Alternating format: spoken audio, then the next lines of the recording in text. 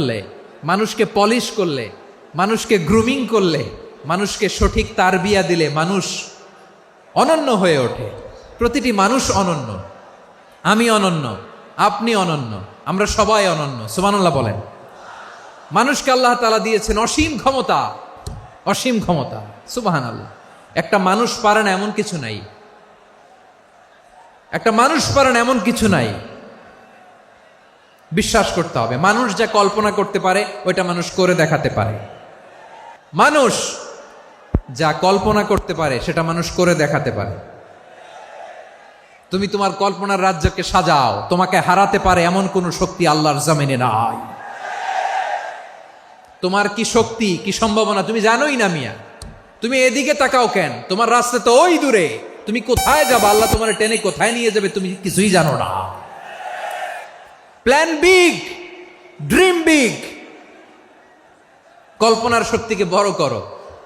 মানুষ যা কল্পনা করতে পারে মানুষ তা করে দেখাতে পারে। মানুষের কাছে অসাধ্য কিছু নাই মৃত্যু ছাড়া, অ্যাকসেপ্ট ডেথ। মৃত্যু ছাড়া মানুষ সবকিছুকে জয় করতে পারে।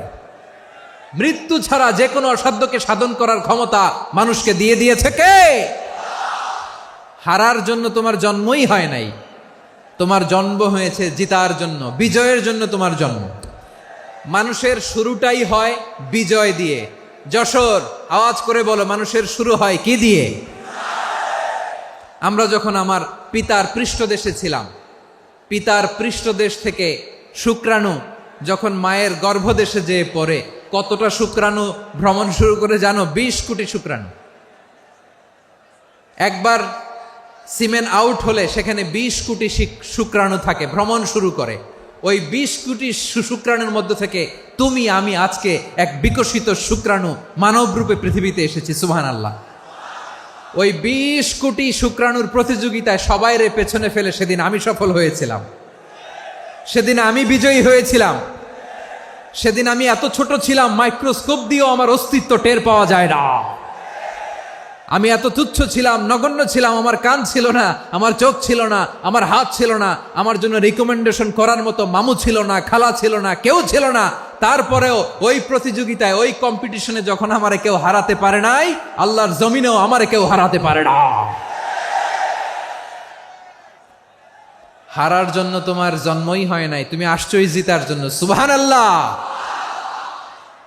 বিশ্বনবী বলেন, আন্নাসু মাআদিন কামাআদিনি যাহাবি ওয়াল ফিদ্দা খিয়ারুহুম ফিল জাহিলিয়াতি খিয়ারুহুম ফিল ইসলাম।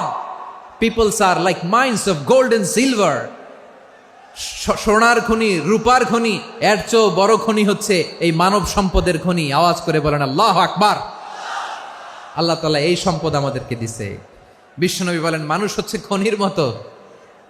খিয়ারুহুম ফিল জাহিলিয়াতি খিয়ারুহুম ফিল ইসলাম। জাহিলি যুগে যারা সেরা, ইসলামেও তারা সেরা। ইদা ফাকুহু, যদি তারা বুঝবান হয় তাহলে তাদেরকে সেরা বানায় দিবে কে? তাহলে মানুষের চেয়ে সেরা কেউ হতে পারে? মানুষের চেয়ে অনন্য কেউ হতে পারে? মানুষকে কেউ হারাতে পারে? আওয়াজ করে বলো, তোমাকে কেউ হারাতে পারবে? এই সাহস জাগছে আজকের আলোচনা থেকে। আমি তুমি অনন্য, আমাকে তোমাকে হারায় দেওয়া এত সহজ না, ঠিক কিনা? একটা কথা জীবনের সাথে সেট করে নিতে হবে, আমি জিতি নয় শিখি, আমি কখনো হারি না। জীবনের সাথে সেট করে নাও, জেনজি অফ জেসর, আমি কখনো হারি না, আমি হয় জিতি নয় শিখি। চিল্লায় বলো ঠিক কিনা? আমি কখনো হারি না, আমার হারানো এত সোজা না। কি সাহস জাগছে? বুকে সাহস জাগছে? তাকবীর পড়ো, লিল্লাহে তাকবীর। তাহলে বিশ্বনবী বললেন, নাসু মাআদিন, মানুষ হচ্ছে খনি। এই ধাক্কা ধাক্কি আমি জানি এগুলো ভালোবাসার ধাক্কা ধাক্কি, এজন্য আমি সহ্য করে নেই। এগুলো যে ভালোবাসার ধাক্কা ধাক্কি এটা আমরা বুঝি।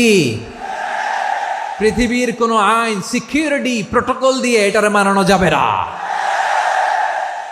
কারণ এটা তো ভালোবাসা, লাভ। লাভ কোনো আইন কানুন দিয়ে বাধা যায় না, মানানো যায় না, ঠিক কিনা বলো?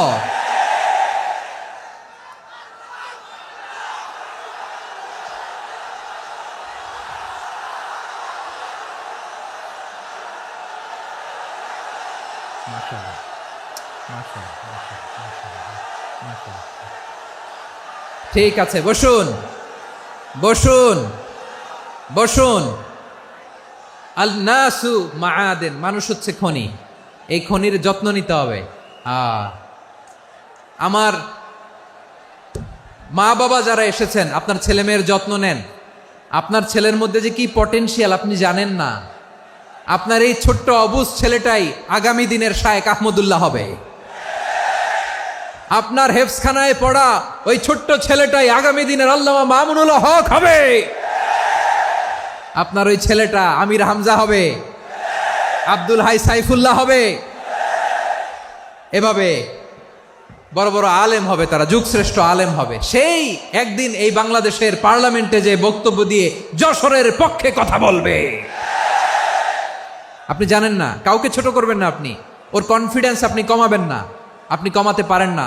প্যান্ডেলে আমার যে মা বোনেরা আছেন, ছেলে মেয়েদেরকে কখনো ছোট করে কথা বলবেন না। ও যে কোথায় যাবে আপনি জানেন না, আপনি মা হয়ে তাকে সাহস দিবেন, তার কল্পনার জগৎটাকে সাজাতে তাকে উৎসাহিত করবেন, ঠিক কিনা বলেন? আর আমার প্যান্ডেলের আমার প্রিয় শ্রদ্ধাশীলা মায়েরা বোনেরা, আপনারা তো আরো দামি সম্পদ। বিশ্বনবী বলেন, আর দুনিয়া কুল্লুহা মাতা। আল্লাহ আল্লাহ আল্লাহ, বিশ্বনবীর কথার ওজন দেখেন। আর দুনিয়া কুল্লুহা মাতা ওয়া খায়রু মাতা'আদ দুনিয়াল মারআতুস সালিহা। বিশ্বনবী বলেন, দুনিয়ায় যা দেখো সব আল্লাহর দেওয়া অ্যাসেট, মানে সম্পদ। আর এত অ্যাসেটের ভিড়ে সবচাইতে শ্রেষ্ঠ সম্পদ হচ্ছে নেককার নারী। সুবহানাল্লাহ। ভাইয়েরা বোনের সাথে খারাপ আচরণ করো না, সন্তান মায়ের সাথে খারাপ আচরণ করো না। আমাদের মায়েরা আমাদের asset, they are our priceless asset. কারণ এই মায়েদের পেটে এসেছে আল্লাহর ওলিরা, এই মায়েদের পেটে এসেছে খান জাহান আলী, এই মায়ের পেটে এসেছে শাহজালাল ইয়ামানি, এই মায়ের পেটে এসেছে আল্লাহর সব নবীরা। নাকি নবীরা আকাশ থেকে ধপ করে জমিনে নেমে আসছে? মায়ের পেটে আসছে। এই মায়ের পেটগুলো খনি। আমার সম্মানিতা মায়েরা বোনেরা, নিজেকে ইসলাম দিয়ে সাজান, নিজেকে ইসলাম দিয়ে সাজান, নিজেকে পবিত্র রাখুন, নিজের আব্রু ইমান ইজ্জতের হেফাজত করুন, কোরআন পড়ুন, সুন্নাহ পড়ুন। আপনি জানেন না আপনার গর্ভে কে আসছে, কোন ক্ষণজন্মা পুরুষকে আল্লাহ তাআলা আপনার গর্ভে পাঠাবে আপনি জানেন না। মায়েরা নিজেদেরকে পবিত্র রাখুন, ইসলাম চর্চা করুন, কোরআন চর্চা করুন, নৈতিকতা দিয়ে নিজেকে সাজান। যশোরের জেনজি, নিজেদেরকে প্রস্তুত রাখো আগামীর বাংলাদেশের জন্য। নৈতিকতা, মোরালিটি, ভ্যালিউজ দিয়ে নিজেকে সাজাও, ইসলাম দিয়ে নিজেকে সাজাও। কারণ আগামীর বাংলাদেশ ইসলামের বাংলাদেশ। বাংলাদেশের আসল পরিচয় ইসলাম। বাংলাদেশের আসল পরিচয় কি?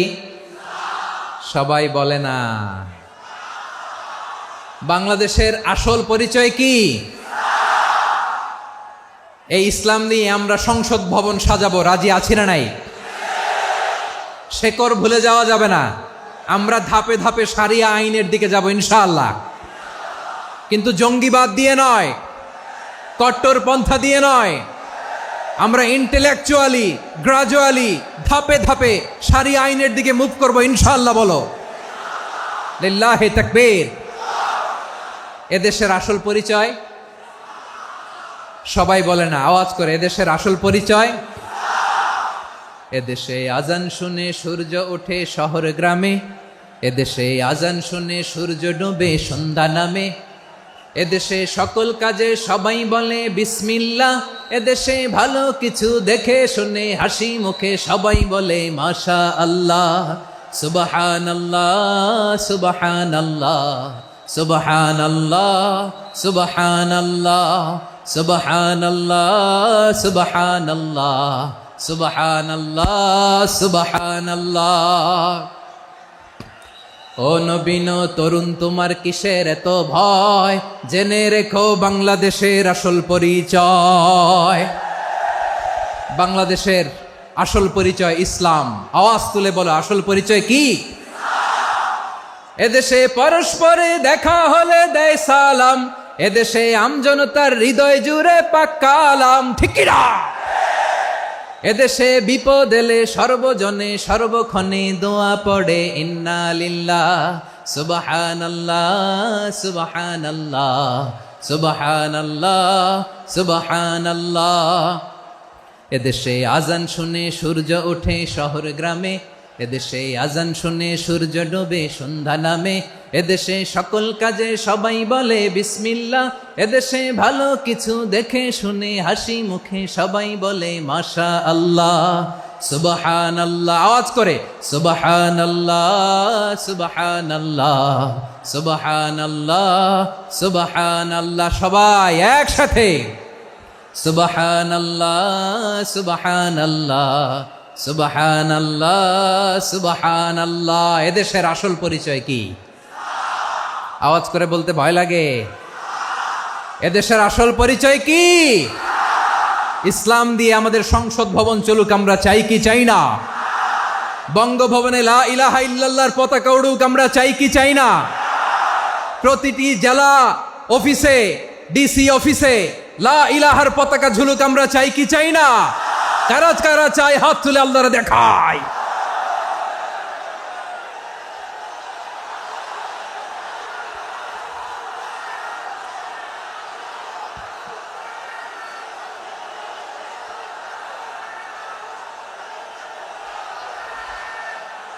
মাশাআল্লাহ মাশাআল্লাহ মাশাআল্লাহ মাশাআল্লাহ।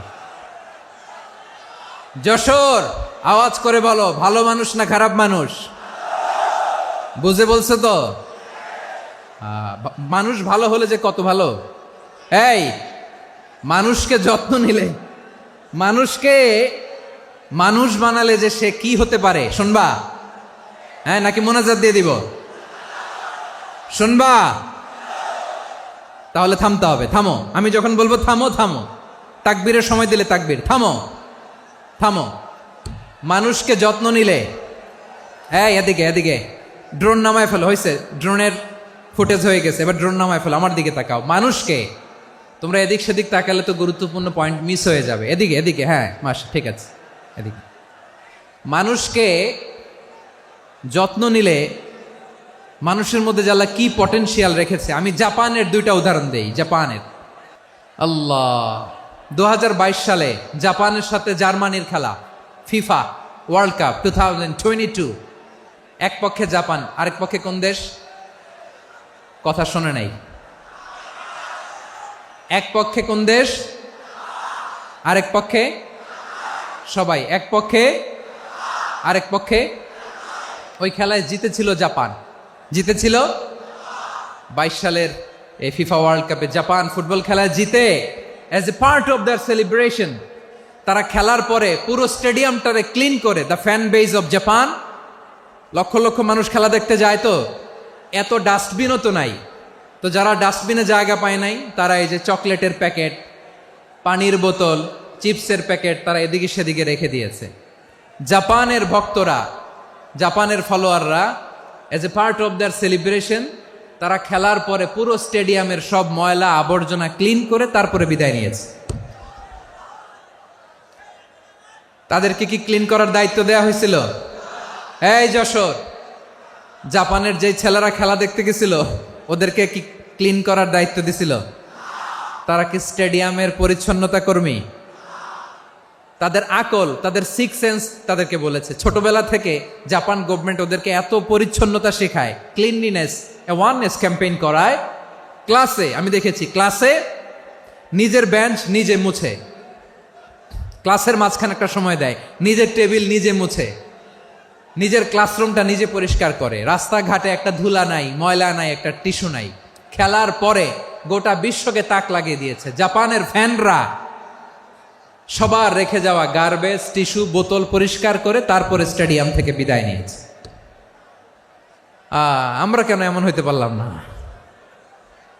আমরা কেন এমন হইতে পারলাম না? জাপানের যারা এগুলো করছে ওদের 3টা করে চোখ না? চোখ তো 3টা, জাপানো লাগো। জাপানো লাগো হাত তো 4টা, কান তো 6টা। হ্যাঁ, নাকি আমার মতো 2 হাত 2 কানওয়ালা মানুষ? চোখে দেখলে ওটা মানুষ না। চিন্তা করছেন? তার মানে জাপানিজদেরকে যে গ্রুমিং করে শিখানোর মাধ্যমে পরিচ্ছন্ন বানানো গেছে। ওরা যেমনি মানুষ, আমরাও মানুষ। আমাদের সন্তানদেরকে শেখালে তারাও পারবে। পারবে কিনা? 2 নম্বর উদাহরণ বলি, চট্টগ্রাম ফেনীতে যারা গিয়েছেন, মেঘনা গোমতী ব্রিজ প্রকল্প নাম শুনছেন? মেঘনা একটা ব্রিজ পার হওয়া লাগে। এই মেঘনা গোমতী, এখানে 3টা ব্রিজ কাঁচপুর সহ, এই 3টা ব্রিজের নির্মাণ কাজ, রেনোভেশনের কাজ দেয়া হয়েছিল জাপানের একটা কোম্পানিকে। কাকে? জাপানের কোম্পানি। নির্মাণ শেষে 738 কোটি টাকা বেঁচে গেছিল, এটা গভর্নমেন্টের হাতে দিয়ে তারা বিদায় নিয়েছে। কত টাকা? 738 কোটি টাকা। যত প্রাক্কলিত ব্যয় নির্ধারণ করা হয়েছে সব টাকা সরকার, তৎকালীন সরকার 2019-এর সরকার, কারা ছিল তো জানেন?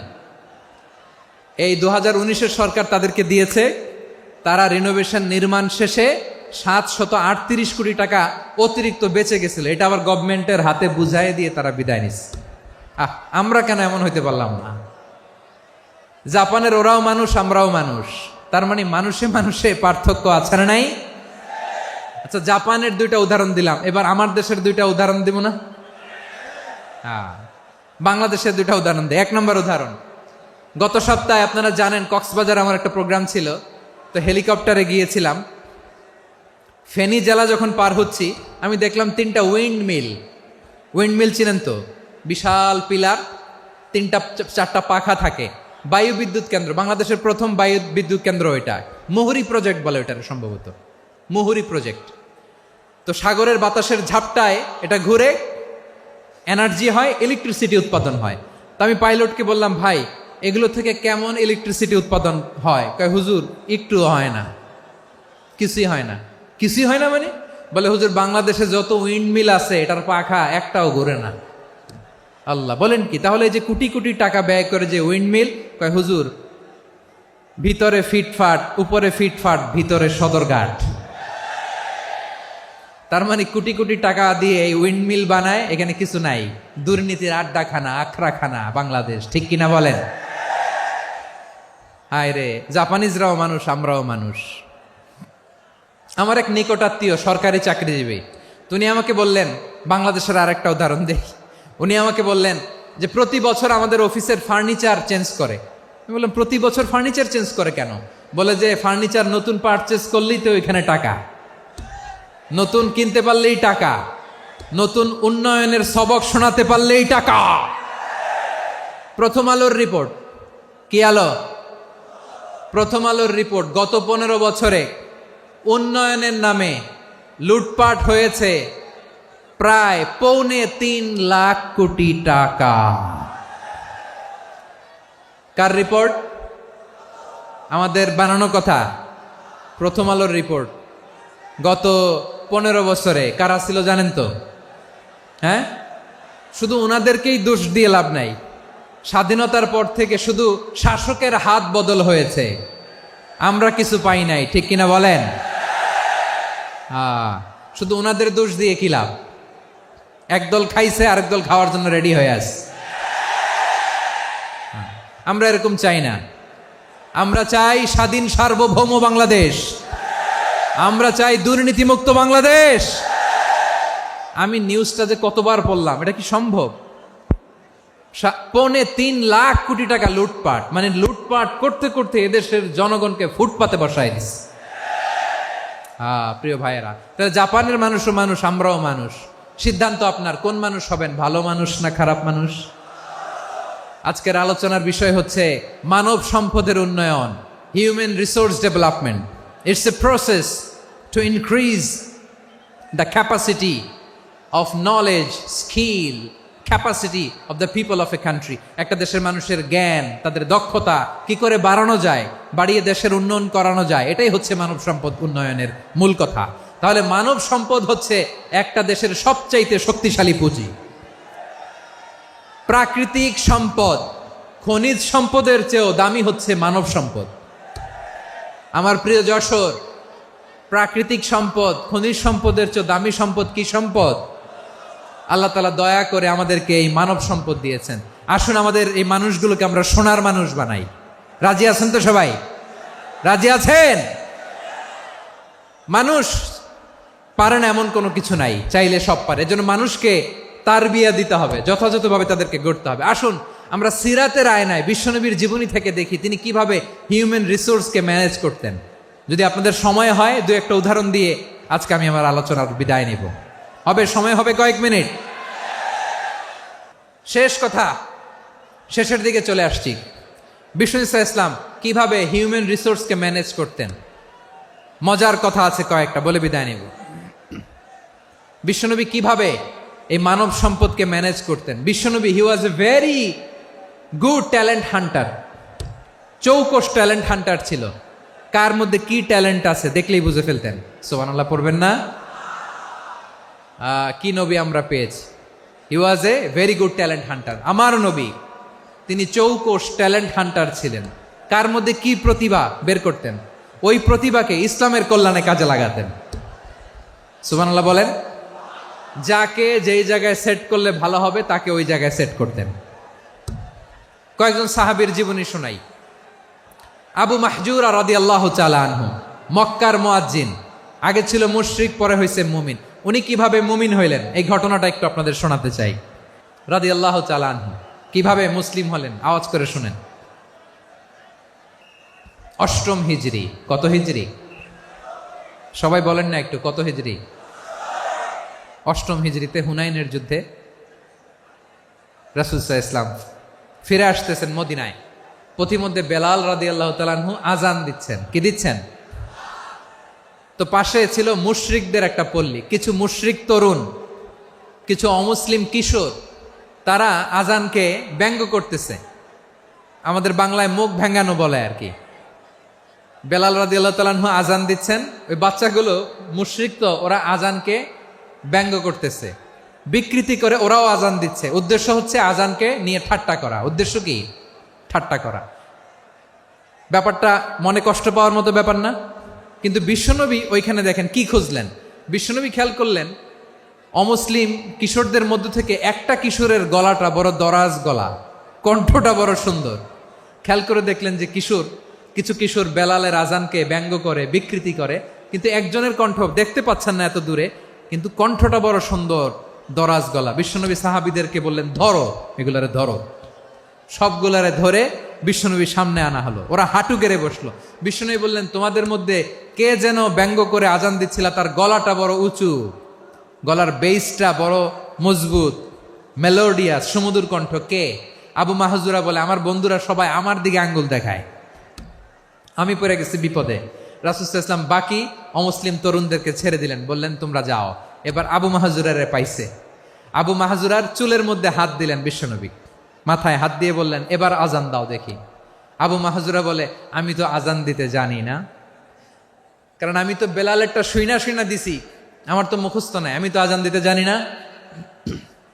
বিশ্বনবী বললেন, জানো না? তাহলে আসো আমি তোমারে শিখাই দেই। সুবহানাল্লাহ পড়েন। আবু মাহজুরা হাঁটু গেড়ে বসে, বিশ্বনবীর মোবারক হাত আবু মাহজুরার চুলের মধ্যে। বিশ্বনবী আজানের মুআল্লিম আবু মাহজুরাকে বলতেছে, ঠিক আছে তোমারে শিখাই দিচ্ছি, আমি যা যা বলবো আমার সাথে সাথে বলো, পারবা? আবু মাহজুরা বলে, পারবো। বিশ্বনবী আজান দিচ্ছেন মাথায় হাত দিয়ে, আল্লাহু আকবার, আল্লাহু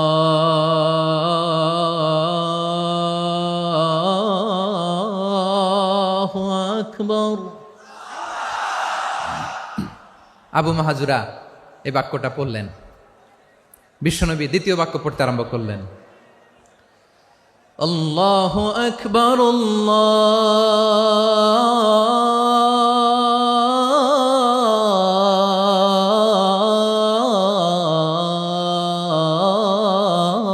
আল্লাহু আকবার। আবু মাহজুরা এই বাক্যটাও বললেন। বিশ্বনবী আবু মাহজুরার মাথার মধ্যে হাত দিয়ে তৃতীয় বাক্য পড়লেন, আশহাদু আল্লা ইলাহা ইল্লাল্লাহ,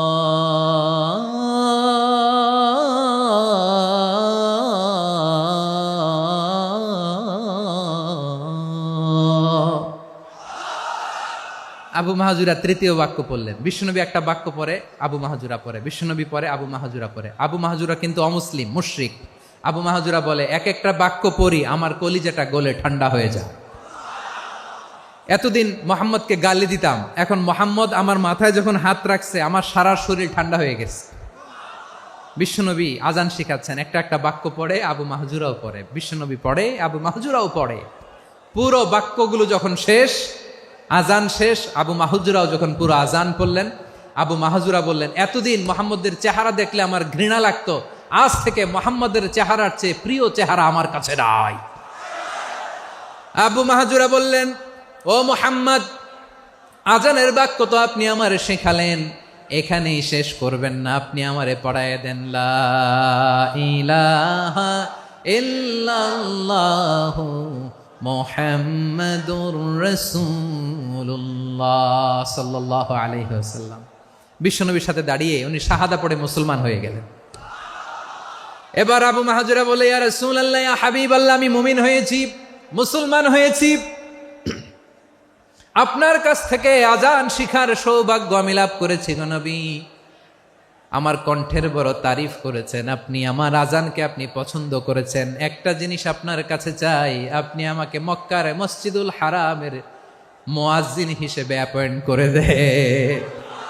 বিষ্ণু ইসা ইসলাম বললেন, যাও আবু মাহজুরা, আমি তোমাকে পৃথিবীর শ্রেষ্ঠতম মসজিদ মক্কার মসজিদুল হারামের মুয়াজ্জিন হিসেবে অ্যাপয়েন্ট করে দিলাম। দেখছেন কিভাবে ট্যালেন্ট হান্টিং করতে হয়, কিভাবে হিউম্যান রিসোর্স মানব সম্পদকে ব্যবহার করতে হয়। আসছিল আজানকে ভেঙ্গাইতে, আসছিল কেন? আজানকে ব্যঙ্গ করার জন্য, বিকৃত করার জন্য। আজানকে বিকৃত করতে যে ইসলামের সবচাইতে শ্রেষ্ঠ মসজিদের মুয়াজ্জিন হয়ে গেল। পড়েন সুবহানাল্লাহ। হযরত আবু মাহজুরা রাদিয়াল্লাহু তাআলা আনহু ওনার এই সুললিত কণ্ঠ ব্যবহার করে মসজিদুল হারামে এত সুন্দর করে আল্লাহু আকবার বলে আজান দিতেন, মানুষগুলোর, মুসল্লিগুলোর, মক্কাবাসীর হৃদয়কে তিনি বিগলিত করে দিতেন, মানুষের হৃদয়কে ঠান্ডা হয়ে যেত। শুধু এখানেই শেষ না আমার যশোরের ভাইয়েরা, বিশ্বনবী যখন সাইয়েদনা আবু মাহজুরা রাদিয়াল্লাহু তাআলা আনহুকে আজান শিখাচ্ছিলেন, বলেন তো বিশ্বনবীর হাতটা কোথায় ছিল? আবু মাহজুরার মাথার সামনে, এই চুলের উপরে ছিল। আবু মাহজুরা ওই স্মৃতিটাকে ধারণ করবার জন্য, ওই স্মৃতিকে বহন করার জন্য বিশ্বনবীর মোবারক হাত আবু মাহজুরার কপালের চুলের যেই জায়গায় লেগেছে, মৃত্যুর আগের দিন পর্যন্ত আবু মাহজুরা মাথার ওই চুলে কোনোদিন ছুরি আর কামার লাগায় নাই, সেখানে কেচি লাগায় নাই, চুলের মধ্যে খুর লাগায় নাই। আবু মাহজুরা ডান দিকের চুল কাটতো, বাম দিকের চুল কাটতো, পেছনের চুল কাটতো, সামনের চুল কাটতো না। আবু মাহজুরা রাদিয়াল্লাহু তাআলা আনহুর সামনের চুলগুলো বড় হতে হতে যখন এত বড় হয়ে যায়, তিনি চুলগুলো পেঁচিয়ে মাথার মধ্যে রাখতেন, তারপরে তিনি পাগড়ি পরতেন। সবাই জিজ্ঞেস করতো, আবু মাহজুরা, এটা আবার কেমন স্টাইল? দেখতে তোমারে কি বিদঘুটে লাগে, কেমন অড লাগে, কেমন খারাপ দেখা যায়। মক্কায় এমন কোনো মানুষ তো দেখি নাই, ডানে চুল কাটে, বায়ে চুল কাটে, পেছনে চুল কাটে, সামনে কাটে না। ওরে আবু মাহজুরা, কেমন দেখা যায় তোমারে, তুমি সামনের চুল কাটো না কেন? আবু মাহজুরা বলে, আমি হাঁটু গেড়ে পেয়ারা নবীর সামনে বসেছিলাম, আমার এই মাথার চুলের মধ্যে মুবারক হাত লাগিয়ে বিশ্বনবী নিজে আমাকে আজানের প্রতিটা বাক্য শিক্ষা দিয়েছেন। বিশ্বনবীর মোবারক হাত, পবিত্র হাত আমার মাথার চুলের যেই জায়গায় লেগেছে, আমি চাই ওই চুলগুলা নিয়ে আমি আমার কবরের ভিতরে যাব। সাইয়েদনা আবু মাহজুরা রাদিয়াল্লাহু তাআলা আনহু ইন্তেকালের আগের পর্যন্ত মাথার সামনের চুলগুলা কাটে নাই,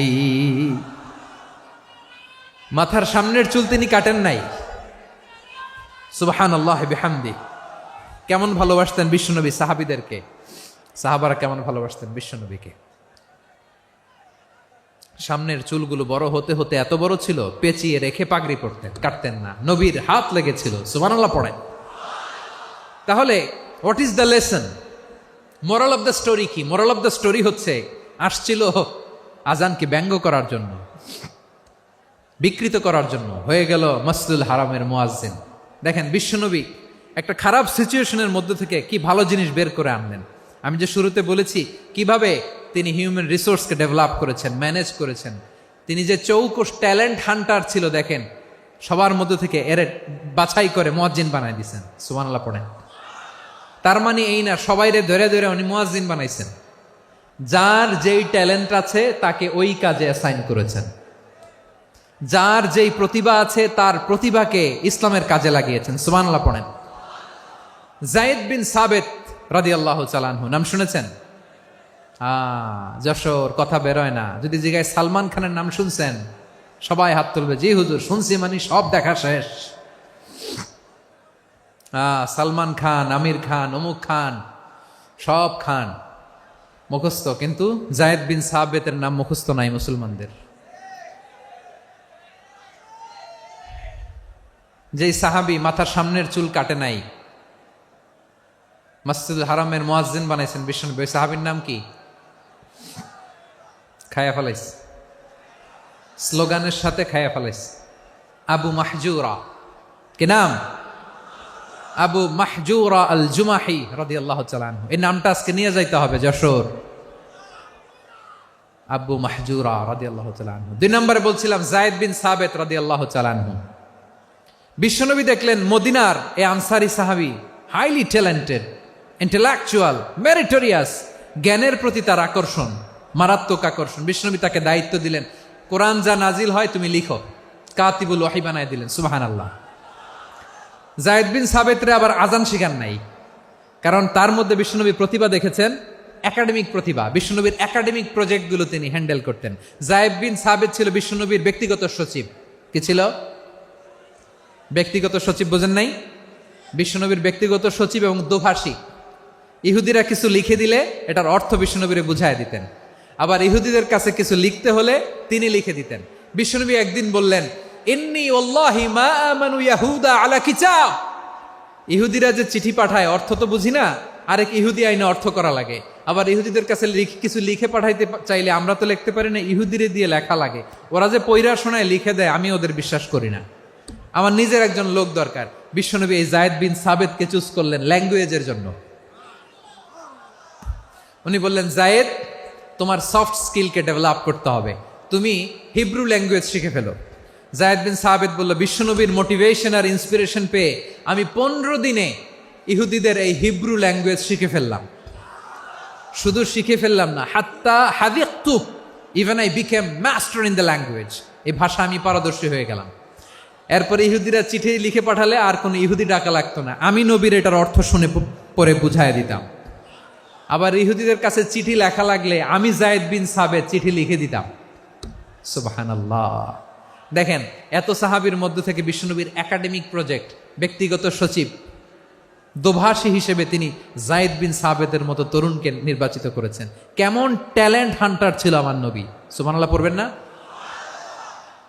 বিশ্বনবীর ইন্তেকালের পরে সাইয়েদনা আবু বকর রাদিয়াল্লাহু তাআলা আনহু যখন খলিফা হয়ে আসলেন, কোরআনকে সংকলনের দায়িত্ব দেয়া লাগবে, কোন সাহাবীকে দিবেন? সব সাহাবারা মিলে পরামর্শ করলেন। সাইয়েদনা আবু বকর, ওমর সবাই মিলে এই বিশাল কোরআন সংকলনের গুরু দায়িত্ব বিশ্বনবীর ব্যক্তিগত সচিব, বিশ্বনবীর দোভাষী, বিশ্বনবীর সিলেক্ট করাই লোক যায়েদ ইবনে সাবেত রাদিয়াল্লাহু তাআলা আনহুকে দিয়েছে। কোরআনের কপি তো আজকে এখানে রাখে নাই। এই যে আজকের যে কোরআন পড়েন, এটা আগে এরকম ছিল না।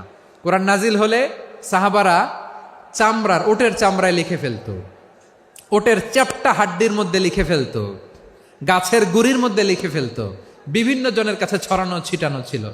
আবু বকর রাদিয়াল্লাহু তাআলা আনহু একসাথে করলেন, পরবর্তীতে উসমান রাদিয়াল্লাহু তাআলা আনহু একসাথে করলেন। 114 সূরার এখন এই মুসহাফ, এই কম্পাইলেশন, এই কপি আমরা পেয়েছি, যার হিউজ কন্ট্রিবিউশন ছিল। এই পুরো কোরআন কম্পাইলেশনের প্রজেক্ট ম্যানেজার ছিল যায়েদ বিন সাবেত রাদিয়াল্লাহু তাআলা আনহু। কোরআন কম্পাইলেশনের প্রজেক্ট ম্যানেজার। দেখেন, উনারে মাথায় হাত দিয়ে আজান শিখায় নাই। সুবহানাল্লাহ কইবেন না? তাহলে প্রথম সাহাবী আবু মাহজুরাকে মুয়াজ্জিন বানাইলেন, যায়েদ বিন সাবেতকে ব্যক্তিগত সচিব আর দোভাষী বানালেন, মুসআব ইবনে উমাইর রাদিয়াল্লাহু তাআলা আনহুকে ইসলামের প্রথম অ্যাম্বাসেডর বানালেন। তাহলে তৃতীয় নাম্বার একজন সাহাবীর নাম বলছি, মুসআব ইবনে উমাইর। মুসআব কি নাম? নামটা কেমন লাগে? এই কয়েকজনের ভাল লাগে, বাকিদের ভাল লাগে না? ভাল লাগে? এই আর কয়েকটা মিনিট দেওয়া যাবে না আমাকে আল্লাহর রাস্তে? হ্যাঁ, ঠিক আছে। আমি তোমাদেরকে ভালোবাসা দেখাবো, দোয়া করব, যদি চুপ থাকো, একেবারে চুপ, কষ্ট সহ্য করো। বাকিরা যা সওয়াব পাবে তোমরা ডবল পাবা, যেহেতু কষ্ট বেশি। কিন্তু চুপ। 3 নম্বর সাহাবীর নাম মুসআব। এই ধাক্কাধাক্কি কেন রে ভাই? না না না, এরকম হইলে আসবো না যশোর, আমি আর আসবো না। হয় পিছনে চলে যাও, নাহলে চুপ, ধাক্কাধাক্কি নাই। 3 নম্বর সাহাবীর নাম মুসআব। কি নাম? He was the first ambassador in Islam. ইসলামের প্রথম ডিপ্লোমাট, প্রথম কূটনৈতিক, ইসলামের প্রথম কূটনৈতিক, ইসলামের প্রথম ডিপ্লোমাট, প্রথম অ্যাম্বাসেডর মুসআব ইবনে উমাইর। মক্কার তরুণ যুবক, উনি পারফিউম লাগাইলে মানুষ দেখলেই বুঝতো এটা মুসআব লাগাইছে। এমন ড্যাশিং ফেসের ছিল, এমন স্মার্ট ড্যাশিং ফেস, এমন পার্সোনালিটির মানুষ ছিল মুসআব রাদিয়াল্লাহু তাআলা আনহু। কারণ যিনি ইসলামের স্পোকম্যান হবেন, মুখপাত্র হবেন, তার স্মার্ট হওয়ার দরকার আছে না নাই? আকাবার প্রথম শপথ যখন হলো, তাদের সাথে বিষ্ণু ঈসা ইসলাম মদিনাতে একজন মুখপাত্র পাঠালেন, ডিপ্লোমাটকে পাঠালেন, অ্যাম্বাসেডর অফ ইসলাম। তিনি হচ্ছেন মুসআব ইবনে উমাইর। পড়েন সুবহানাল্লাহ। বিশ্বনবী দেখলেন সে অনেক স্মার্ট, তার ডেডিকেশন আছে, সিনসিয়ারিটি আছে, এবং মদিনায় যে আউস খাজরাজ গোত্রের নেতাদের সাথে ডিল করতে হবে, ইহুদিদের সাথে ডিল করতে হবে, ওখানে একজন পাক্কা জানু খেলোয়াড়ের দরকার আছে না নাই? মুসআব ইবনে উমাইর রাদিয়াল্লাহু তাআলা আনহু, ওনাকে বিষ্ণু ঈসা ইসলাম চুজ করলেন। এবং বিষ্ণু ঈসা ইসলামের এই চুজিংটা, এই সিলেকশনটা এত সুন্দর ছিল, তিনি মদিনাতে যে বিশ্বনবী আসার আগেই মদিনার জমিনকে তিনি উর্বর করে ফেলছেন। প্রতিটা ঘরে ঘরে কালিমার দাওয়াত তিনি পৌঁছায় দিচ্ছেন। জুমার বিধান নাজিল হয়েছে, কিন্তু মক্কায় পরিবেশ নাই জুমা পালনের। বিষ্ণু ঈসা ইসলাম একজনকে দিয়ে খবর পাঠালেন, যাও মদিনায় মুসাবকে যে বলো, মুসাব তো আমার শিক্ষক, আমার স্পোকম্যান, মদিনাতে যেন তারা জুমা কায়েম করে। বিশ্বনবীর আগেই মুসআব মদিনার মুসলিমদেরকে নিয়ে মদিনায় প্রথম জুমা কায়েম করে ফেলছে। কোন সুবহানাল্লাহ।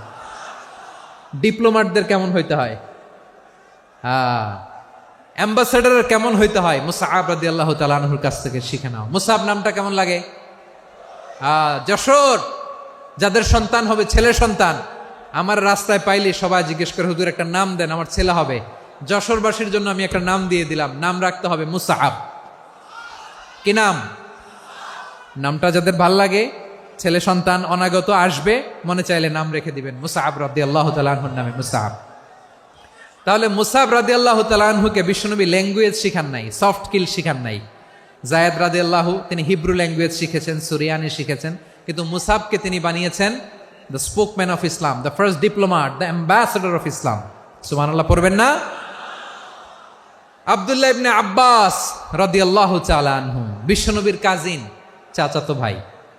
আবার মাইমুনা রাদিয়াল্লাহু তাআলা আনহু, মাইমুনা নবীর স্ত্রী, তিনি ছিলেন আব্দুল্লাহর আপন খালা।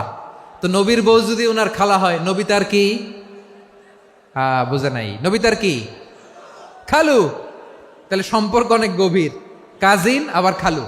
ছোট্ট মানুষ, তাই রাতে মাঝে মাঝে ঘরে থাকতো। বিশ্বনবী দেখলেন আব্দুল্লাহ যেহেতু আমার ঘরে ঢুকতে পারে, আব্দুল্লাহরে এই উম্মতের বড় শিক্ষাবিদ বানাইতে হবে। কথা বোঝে নাই? আব্দুল্লাহকে কি বানাইতে হবে? শিক্ষাবিদ, এডুকেটর অফ দিস উম্মাহ, এই উম্মার শিক্ষাবিদ বানাইতে হবে। তাই আব্দুল্লাহ ইবনে আব্বাসকে বিশ্বনবী হাতে কলমে শিক্ষা দিয়েছেন।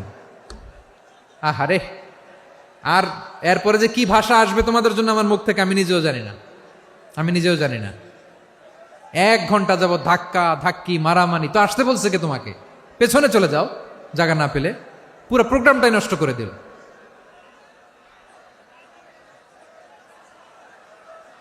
জি, আমার দিকে তাকান, আমি শেষ করে দিচ্ছি। হবে না, ইন্টেলেকচুয়াল আলোচনা এখানে হবে না, আমি বুঝতে পারছি, আমি শেষ করে দিচ্ছি।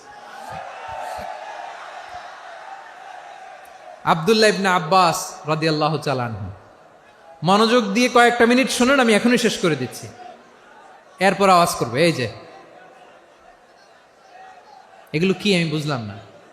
আমি বললাম না সব করা যাবে, বসে যাও, শুয়ে যাও, চলে যাও, আওয়াজ করা যাবে না। অন্যকে বসো এটাও বলার দরকার নাই, জাস্ট এদিকে তাকাও। আল্লাহ।